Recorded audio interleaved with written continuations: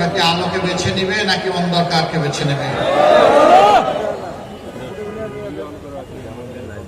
54 বছরের দুর্নীতি এবং দুঃশাসনের নিচে চাপা পড়া বাংলাদেশ আজকে উঠে দাঁড়াতে চায়। কে তারে ডানা ধরে হাত ধরে শক্ত করে উঠিয়ে দেবে,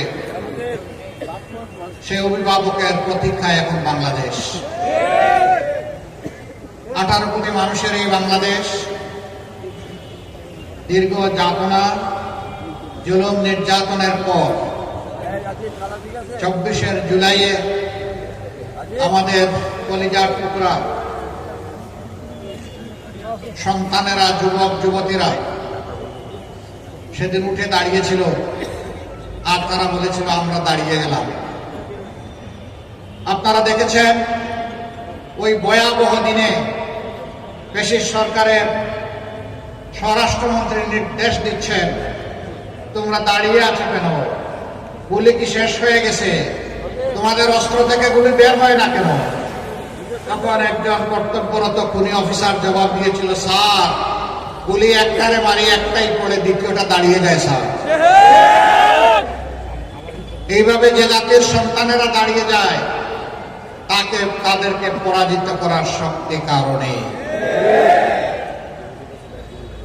সম্মানিত ঢাকাবাসী, আপনারা ইতিহাসের অনেক বেদনাদায়ক ঘটনার সাক্ষী।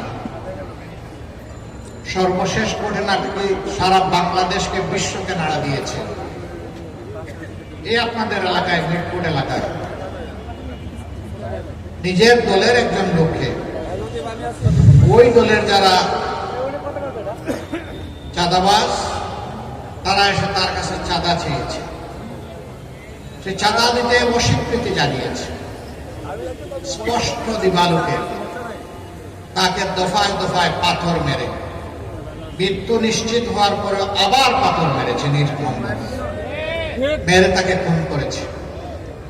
যে দলের কর্মীরা চাঁদার নেশায় নিজের ভাইকে, বন্ধুকে, সহকর্মীকে পর্যন্ত ছেড়ে কথা বলে না, জীবনটাই নিয়ে নেয় চাঁদা না পেলে, সেই দল সম্পর্কে